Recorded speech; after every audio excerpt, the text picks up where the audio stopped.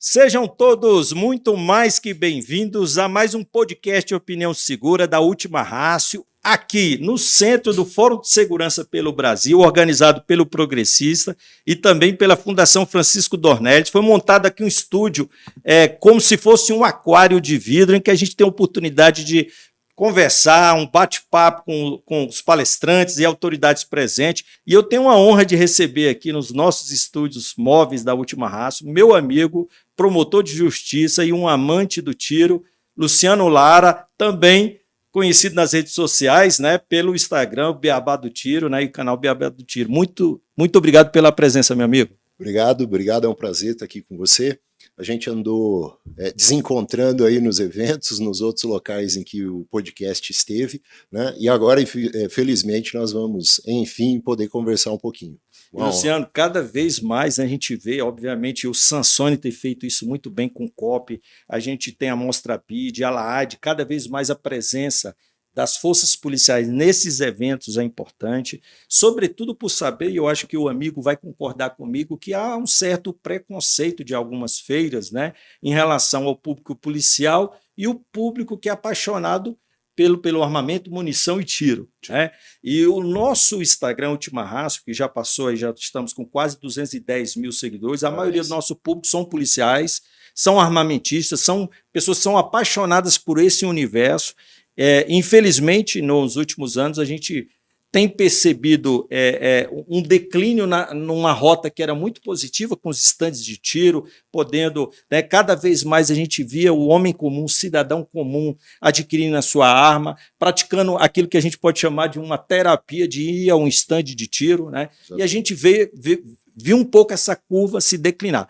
E você, Luciano Lara, desde os primórdios, né, não por conta da idade, obviamente, mas desde lá atrás, sempre foi uma referência, né, com o seu canal Beabá do Tiro, e sobretudo pelo fato de você, porque é muito comum a gente ver o policial, né, o policial que está mais ali afeto, ou militar, e você é um promotor de justiça do nosso querido Mato Grosso do Sul, né? Como é que você chegou ao tiro, meu amigo? Meu pai é atirador, né? Eu cresci no estande de tiro, eu atiro desde os 7 anos, atirei pela primeira vez com 3 anos, não repeti isso com o meu moleque, né? Meu moleque está com 7 anos agora, né? E demorou um pouquinho mais para estar atirando, mas eu cresci dentro do clube de tiro, sempre estive atirando, né? Tive um hiato ali quando fui fazer a faculdade, que eu fui fazer a faculdade em São Paulo, e meus pais são do interior de São Paulo, de Marília, né? E logo que me formei, voltei, né, já com porte como advogado, e atirando tiro de combate, tiro de defesa, né? Logo em seguida, com 3 anos de formado, já passei no concurso para o Ministério Público, em 2004, e desde então porto a arma no porte funcional e utilizei o esporte, né? Utilizei a prática do tiro para melhorar, me condicionar, né? Para ter maior acuidade, e há uns 11, 12 anos eu comecei com o IPSC, com o tiro prático, né? Que é a modalidade que eu mais gosto, e passei a competir e criei o canal. O Beabá do Tiro ele começou no momento da pandemia, quando eu estava presidente do clube da minha cidade, e eu estava com o campeonato organizado quando fechou em março, né, quando fechou ali em razão da pandemia, e a gente teve a condição de estar fazendo um procedimento ali de recarga. Gravei, mandei para uns amigos, juízes e promotores que atiram, e eles falaram: pô, ficou legal, por que você não monta o canal? Né? E aí o canal foi do que eu estava fazendo, efetivamente dos procedimentos que eu utilizava ali na recarga ou na customização ali do equipamento, mas por ser professor, por lecionar a questão da legislação de armas, acabou se enveredando mais para isso, né? Para a gente falar da legislação. E efetivamente a gente precisa, os dois, a gente precisa trazer os dois universos para uma sinergia, né? Nós precisamos estar com o atirador entendendo, o cidadão de bem entendendo a função policial, a função das forças de segurança, e que elas convergem para o mesmo fim, que é a utilização e emprego do equipamento. Na medida em que o atleta precisa do equipamento como instrumento da prática esportiva, ou o caçador no seu cuidado ali da fauna invasora, nós temos ainda a necessidade de entender que o instrumento de trabalho da Força de Segurança é o equipamento, é a arma de fogo, é a necessidade de equiparação de força por excelência do cidadão de bem, né? E cada um no seu quadrado, e cada um dentro da sua atividade, entender que nós não estamos concorrendo em absoluto. Né? Um dos maiores problemas que a gente percebe do preconceito, que você bem mencionou a respeito desses públicos, né? Principalmente as forças de segurança não querendo que o cidadão vá se dispor a estar fazendo o papel de segurança pública enquanto estando armado, né? E o cidadão de bem um pouco com inveja, por assim dizer, do fato da força de segurança ter acesso ao equipamento e ele ter tanta restrição.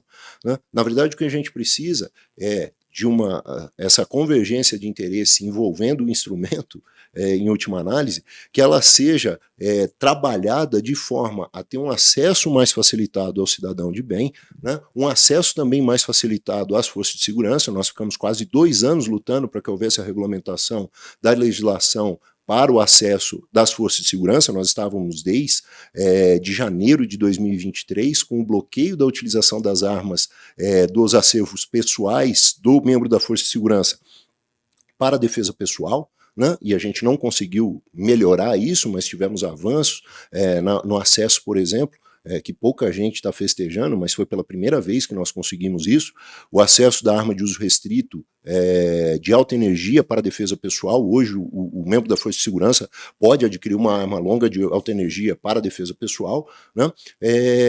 E mostrar que estamos lutando para o membro da Força de Segurança, estamos lutando para uma melhoria da condição do cidadão, né? E todos podem, cada um no seu quadrado, todos podem ganhar com uma melhora na legislação, com uma melhora na questão do acesso ao armamento, na medida em que nós tenhamos mais cultura a respeito do emprego da arma de fogo. Muito se questiona quando a gente fala que o brasileiro não tem cultura com relação à arma de fogo, não é com relação ao acesso. Nós sempre tivemos acesso, até 1997 era mera contravenção penal, né, o emprego da arma de fogo. Com a lei 9437 é que a gente passou a ter a criminalização da conduta do emprego da arma de fogo, e sempre se pôde adquirir arma de fogo. Quem é mais antigo, eu estou com 47 anos, mas cheguei a pegar um pouco da mesbla, né? Tinha lojas de departamento que você chegava, comprava a arma, com o recibo ia na Polícia Civil, fazia ali o registro, logo em seguida você voltava a buscar o equipamento. Não havia muita dificuldade, né? Era um utensílio como outro qualquer a ser adquirido em lojas de departamento, inclusive não só em lojas especializadas, né? Quando a gente perde isso, né, a partir da 9437, logo em seguida com o Estatuto de Desarmamento, da 10.826 em 2003, né, que efetivamente reestabelece o controle efetivo, né, o desarmamento do cidadão, e até vou falar amanhã na minha palestra, né, lembrando as falas do Márcio Tomás Basto, então ministro da Justiça, dizendo: o desarmamento é para tirar a arma do cidadão e evitar o disparo acidental, o homicídio acidental, é a fala dele. Né? Não é desarmar bandido, nem nada disso. Quando passarmos a entender que a questão é voltarmos a criar uma mentalidade, uma cultura, né, ainda que se critique o termo cultura, de ser cultural mesmo, que o equipamento é um instrumento como outro qualquer, né, e que dentro das previsões legais e dentro da legalidade o acesso não pode ser restrito. E hoje nós não podemos esquecer, já avançando, nós não podemos esquecer que o que eu sempre sustentei, o que eu sempre defendi nos meus livros, que o acesso à arma de fogo é garantido constitucionalmente, porque o artigo 5º, quando traz a todos é dado o direito à segurança, à propriedade e à vida, nós não temos como exercitar esses direitos se nós não dermos um instrumento para que isso seja feito, pessoalmente, diretamente, para a garantia desse direito fundamental. Segurança pública é a condição de o policiamento ser feito, da apuração ser feita, da inibição geral ser realizada pelo Estado, polícia. É dever do Estado, mas é responsabilidade de todos. De todos. E eu, no meu exercício do direito estabelecido no artigo 5º, à vida, à integridade física e liberdade e à propriedade, eu tenho que ter meios de fazer essa defesa, que não seja ligar 190 e ficar esperando quando eu já estou sendo vítima de um crime, né? Mas nós tivemos o reforço, agora com as ADIs 619, 6139 e 6466, quando se julgava os decretos do presidente Bolsonaro, quando se queria mitigar e restringir o alcance desses decretos, o que fez o Supremo Tribunal Federal, e estabelecendo em exegese constitucional, é que o mínimo necessário para garantir a segurança e defesa do cidadão com relação ao acesso a munições tem que ser garantido. Nós temos aqui uma esquizofrenia em que se buscou a interpretação da Constituição pela lei de armas, e não da lei de armas para a Constituição. A gente fez o contrário.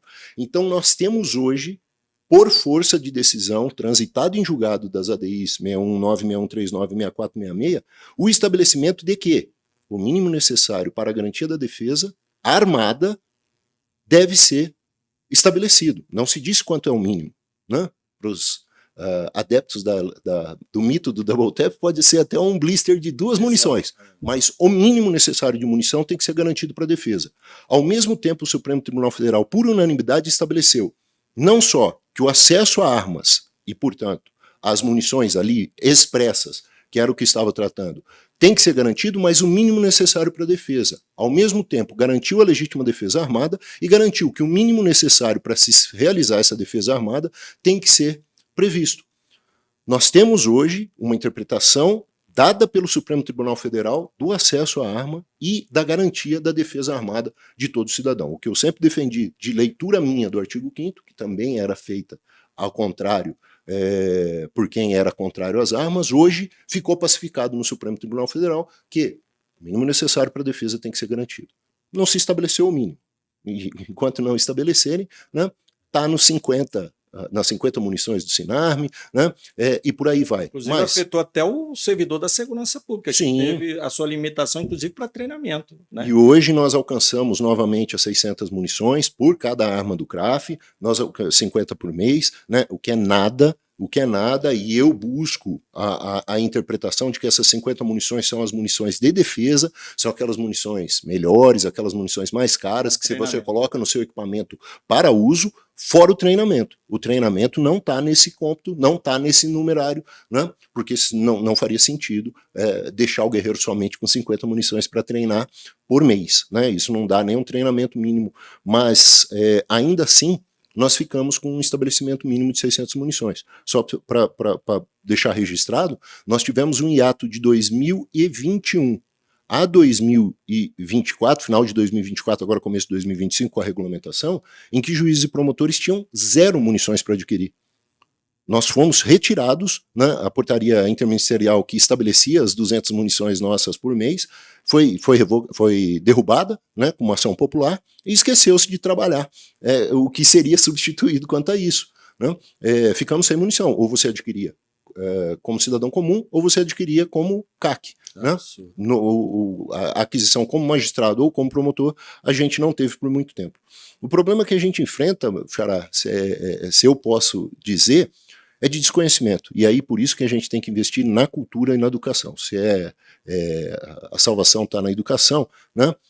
Só o conhecimento salva, né? Nós temos que investir demais na educação. E a educação é mais do que gostar de arma. Tem muita gente que gosta de arma, que não tem problema com arma de fogo, né? Que tem interesse na arma de fogo, mas tem pouco conhecimento técnico a respeito. Né? E diferente de uma conversa de bar, diferente de uma conversa de churrasco, diferença de uma conversa entre amigos, quando a gente passa a enfrentar resistência ideológica, resistência com relação a preconceito, né, ideias preconcebidas com relação ao equipamento, a gente precisa lembrar que isso aí a gente enfrenta com conhecimento. Né? Contra fatos não há argumentos, e trazendo dados e trazendo fatos efetivos com relação a essa resistência que existe com relação a armas, e eu digo que o preconceito é muito mais baseado em achismos, né? A pessoa entende que aquilo é instrumento de criminoso, é sinônimo de crime, é sinônimo de violência, e não vê o emprego positivo do equipamento. Conversava agora com o Pimentel e ele questionava a falta de divulgação de uso positivo do equipamento. Né? Eu falei, poxa, mas você trabalhou no BOP e você fazia um emprego positivo no armamento todos os dias. Todos os dias o equipamento é utilizado por todos os policiais sem um disparo ser efetuado. A exceção é utilizar a arma com disparo efetivo, mas a gente esquece que esse emprego da arma, o emprego ostensivo, a apresentação numa abordagem, o saque e a apresentação para dissuasão de um ataque do cidadão comum é um emprego positivo do equipamento. Só que nem sempre ele gera um registro de ocorrência e nem sempre ele é noticiado. Mas ele é utilizado inúmeras vezes todos os dias. Né? O CDC americano tinha uma pesquisa, e ele tirou do ar em 2016, que estimava entre 1,5 milhão a 3 milhões de empregos por ano nos Estados Unidos da arma em defesa do cidadão. Tá? Essa pesquisa não está mais disponível no site do CDC, que passou a ser utilizado no governo Biden, né, no governo anterior americano, como meio de divulgação de interesses bem ideologizados woke. Mas havia essa pesquisa, estimando entre 1,5 milhão e 3 milhões nos Estados Unidos. Nós não temos pesquisa semelhante aqui no Brasil, mas os empregos são inúmeros, e eu trago claramente o emprego. Os investimentos, né, de vários empresários que apostaram, né, a gente tem grandes clubes de tiro aí, que houve investimentos massivos, né? E é exatamente esse ponto que enfrenta o discurso do então ministro da Justiça com relação à necessidade de desarmamento civil. Quando ele fala que o que ele quer com o desarmamento civil é tirar a condição de ocorrência do homicídio acidental ou do disparo acidental, na verdade o que a gente tem que fazer não é tirar o equipamento, que é a condição de defesa do cidadão. Quais são esses números em relação a essas questões? Se fosse, mas se for a gente deveria evitar. Né? A gente gostaria que o zero absoluto fosse alcançado para não ter o disparo. Muito reduzido. Mas como que a gente consegue efetivamente alcançar a não ocorrência de disparos acidentais ou de homicídios acidentais? Com educação, com o emprego do equipamento, com clubes de tiro, que são as escolas de uso das armas por excelência. Como a legislação estabelece que só pode ser empregado o equipamento em clubes e em locais fiscalizados, é com a criação de mais locais, é com criação de mais cursos de manuseio e segurança, é com criação, que é o curso, é o maior curso que eu tenho no meu canal e é o que eu faço mais questão de divulgar, é o manuseio e segurança. Né? É para quem emprega arma de fogo, é para quem tem arma de fogo em casa, é para quem não gosta da arma, mas pode ter acesso ao equipamento em casa. Eu peço para que quem adquira assista com a esposa, com os filhos, com os amigos, com quem pode ter contato com a arma, porque ensina o que fazer com o equipamento e o que não fazer com o equipamento. Né? É exatamente isso que a gente precisa difundir.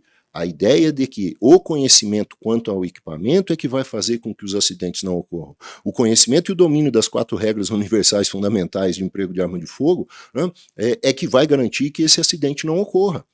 As regras são todas redundantes, as regras são todas para impedir que um disparo acidental ocorra, né? E exatamente para dar garantias de que quem pode ter acesso a um equipamento não faça besteira. E não é fechando clube de tiro que a gente vai fazer isso. Né? Na verdade, fechar clubes de tiro ou a política que está sendo instalada pelo atual governo, ele vai fazer só com que mais ilegalidade venha a ser desenvolvida, né? Que as pessoas vão ter que atirar em algum lugar, vão procurar algum lugar para atirar, e se não tem o clube de tiro, vai atirar na fazenda, vai atirar num barranco, vai atirar... O que a gente não quer, por óbvio.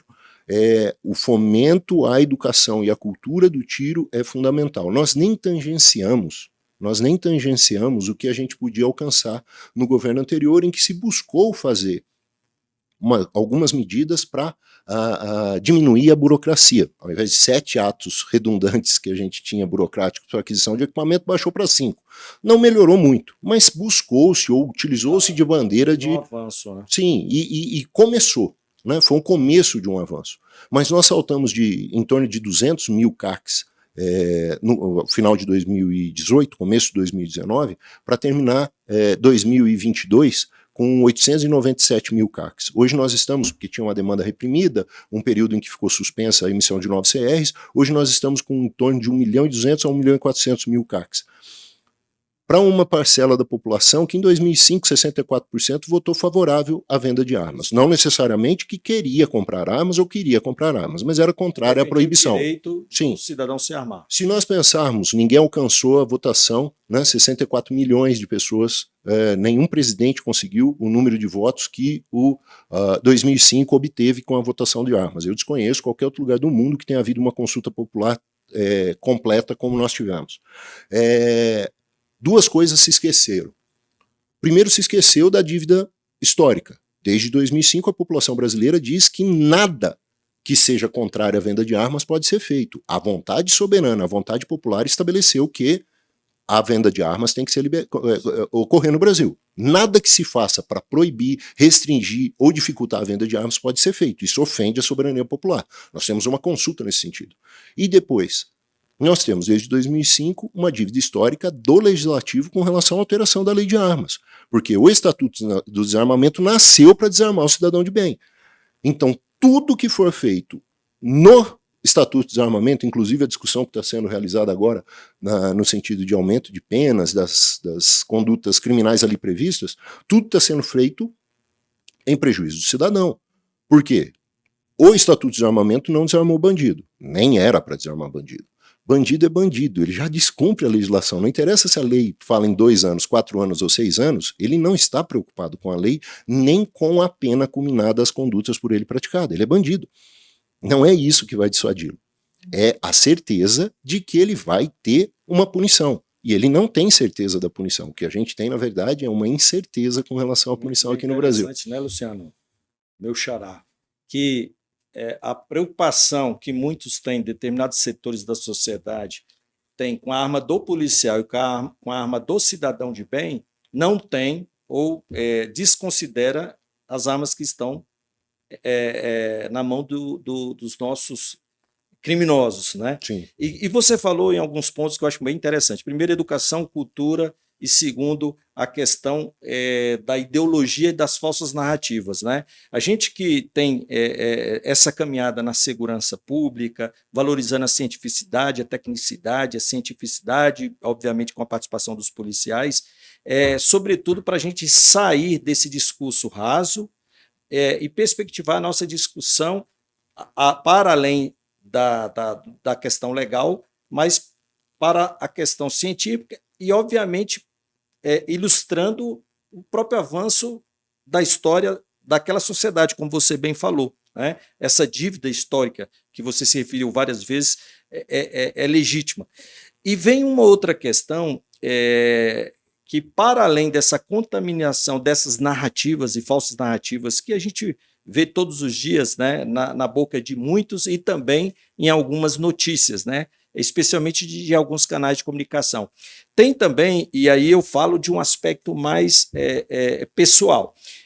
Eu, apesar de ser policial, apesar de ser um atirador, já na academia de polícia eu era da equipe de tiro, eu gostava do tiro de precisão, embora a gente tinha o IPSC e o saque rápido e também o tiro de precisão com a carabina Puma. Inclusive, eu me lembro que eu fui terceiro colocado num campeonato que teve nacional em Minas, e eu, nas 3 séries, nas 2 séries eu acertei, primeiro colocado. Na última eu acertei um refém, mas mesmo assim eu fiquei em terceiro lugar. Então eu sou um apaixonado por armas, mas sempre tive um olhar assim de achar que só o policial deve ter arma.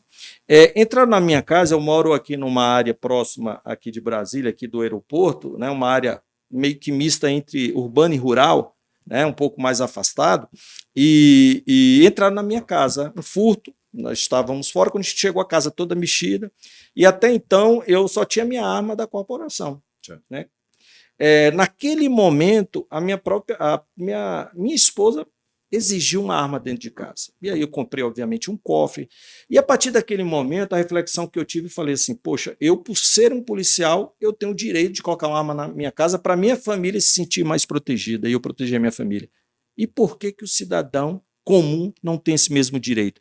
Então, a partir de uma situação que eu vivenciei alguns anos atrás, né, eu percebi, mudou radicalmente a minha percepção em relação ao direito que todo cidadão tem de proteger a sua propriedade e a sua família. Sim. Sobretudo aquelas populações que estão mais isoladas, né, em espaços rurais, mas para mim qualquer cidadão, até aquele que mora num condomínio, num prédio, num espaço urbano, porque é um direito de proteção pessoal da sua propriedade, da sua família.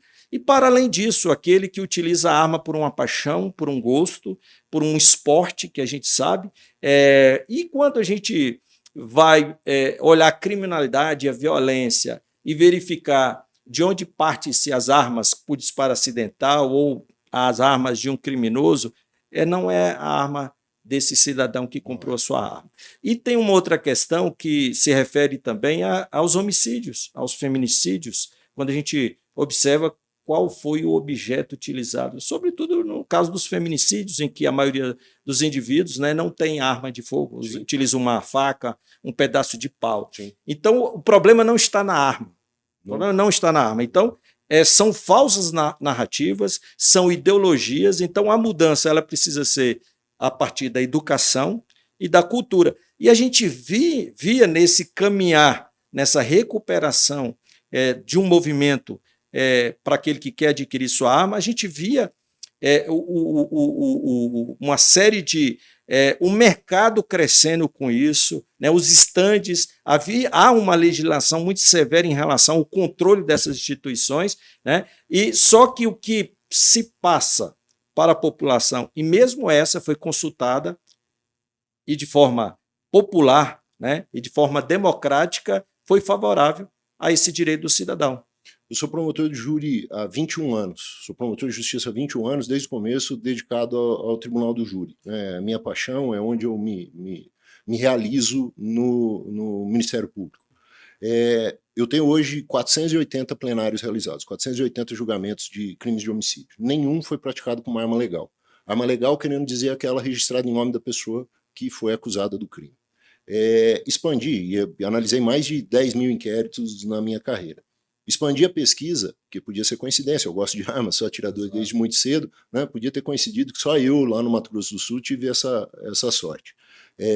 Nos últimos 8 anos no estado de Mato Grosso do Sul, a gente trabalha já há 12 anos com processo digital, desenvolvemos um robô lá para fazer a pesquisa. Nos últimos 8 anos no Mato Grosso do Sul, que é um estado de fronteira com Bolívia, Paraguai, né? Divisa com Mato Grosso, Goiás, Minas Gerais, São Paulo, Paraná, né?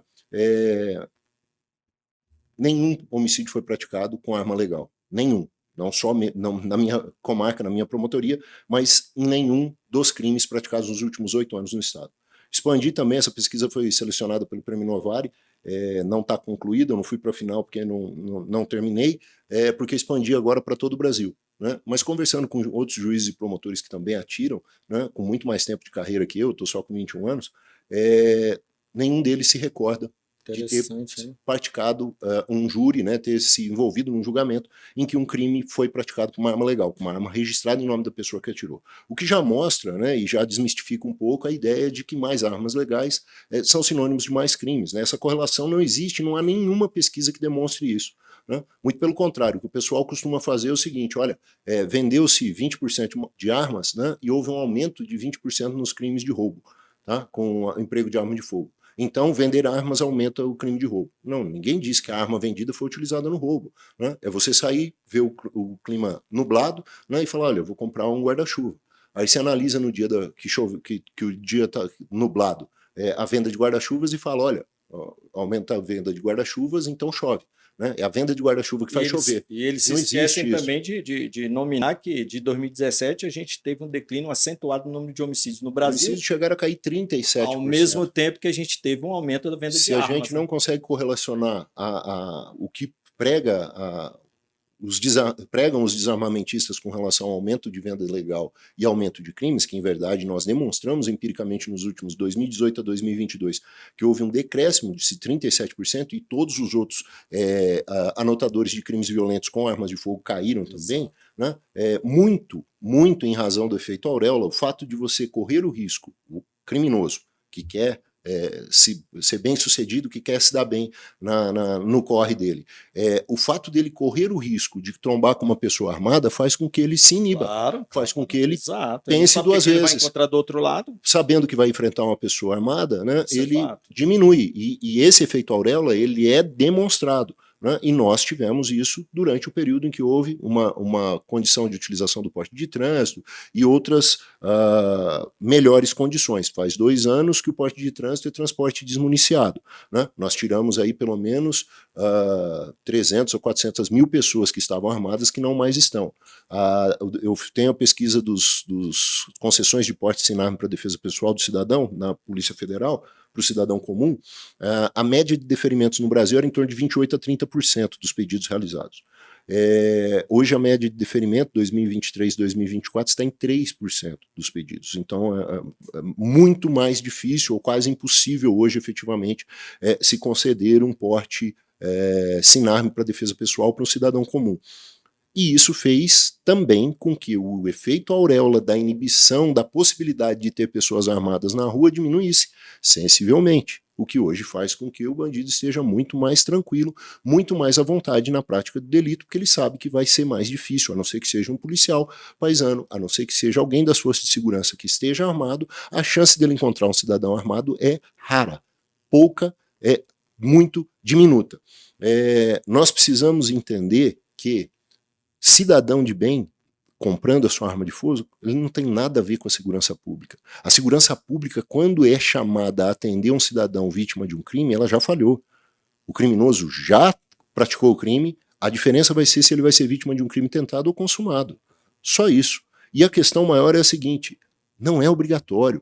Parece que é ofensivo quando a gente fala de arma de fogo e o acesso à arma de fogo, porque há um monte de pessoas que não têm o menor interesse, não têm aptidão, não têm vontade, não gostam de arma de fogo. E é claro, essas pessoas não precisam ter arma de fogo. E é até bom que não tenham, né? Não... E é curioso que eu tenho vários amigos, eu ministro curso de tiro e combate, de saque velado e de condutas assemelhadas, eu tenho inúmeros amigos ranqueados, ótimos atiradores, exímios competidores que não querem arma para defesa pessoal. Eles têm, por razões psicológicas, por razões religiosas, filosóficas, que a arma, para ele, não serve para defesa pessoal. E é ótimo. É ótimo quando você coloca um alvo humanoide, quando você coloca uma camiseta pregada no alvo, quando você usa um alvo 3D, né, hoje que a gente usa da BitTarget, e essa pessoa é colocada numa condição de assemelhada, lógico que não é um tiro real, mas de um enfrentamento, essa pessoa vê que ela hesita, ela vê que não é para ela, e ela para de ver a arma de fogo como sendo um instrumento de defesa, e ela vai buscar outros meios, né? Vai botar um alarme em casa, vai colocar um cachorro, vai contratar uma equipe de segurança, vai buscar outros meios, e que bom que ela consegue ver isso nesse momento. Mas para mostrar o que o Coronel Grossman fala no On Killing, né? 2% da população tem o que é necessário para a utilização, a mentalidade de combate e a condição de utilizar o equipamento, né?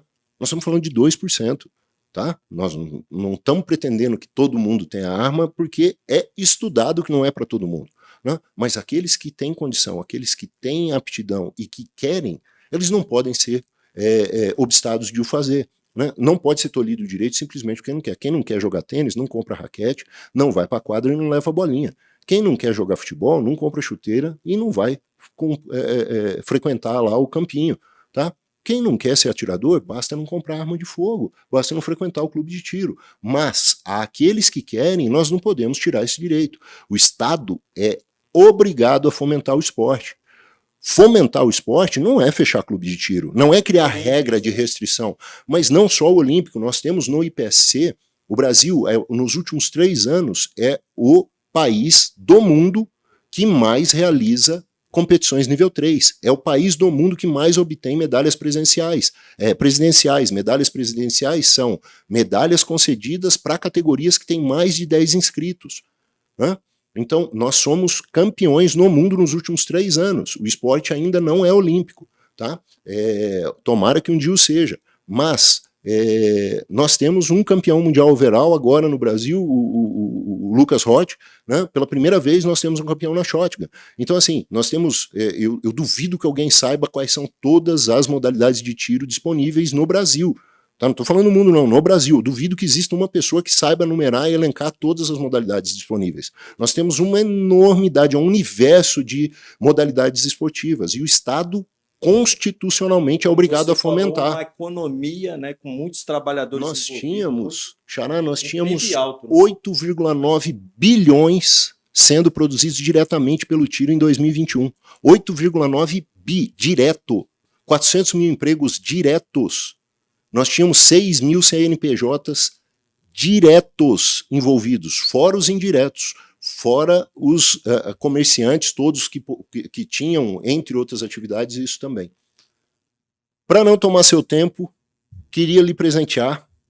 Essas são minhas 2 obras de uma trilogia. Agradecido. Começa no Papa Alfa. Inclusive a gente até mostra aqui para o nosso público, né, para que... O Porte de Arma para Defesa Pessoal, que é o livro 1. O livro 2 é o Legítima Defesa Armada. E a gente está lançando, na Shot Fair desse ano, o terceiro, o fechamento da trilogia, que vai ser o Posse, a propriedade da arma de fogo no Brasil, em que eu demonstro e comprovo que não pode haver confisco no Brasil de armas de fogo, são propriedades, não são confiscáveis, né?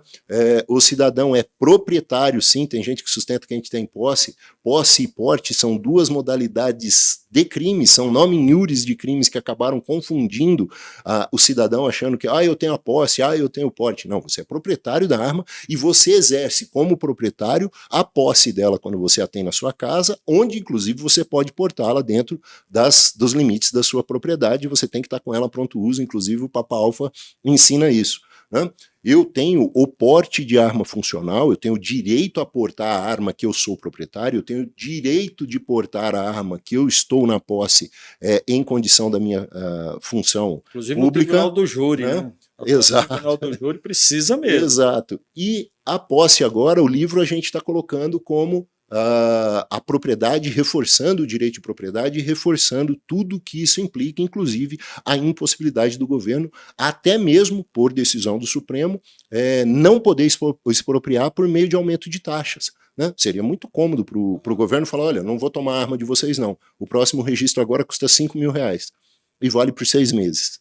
Pronto, é uma forma dele expropriar, tá? Em 2 anos você paga o valor de uma arma cara, né, com 2 registros apenas num ano, né? Seria uma forma de conseguir o confisco por meios transversos. Nem isso não pode ser feito e o Supremo já o fez, né, em 2003, 2004, no julgamento da Lei de Armas. Não, e eu agradeço aqui o presente, também retribuo com o meu livro, meu último livro. Obrigado. Pela editora Última Ratio, que é a nossa editora também, especializada em obras de segurança pública, ciência policial. Ainda não temos nenhum livro na área de tiro. Quem sabe o seu não vai ser o primeiro.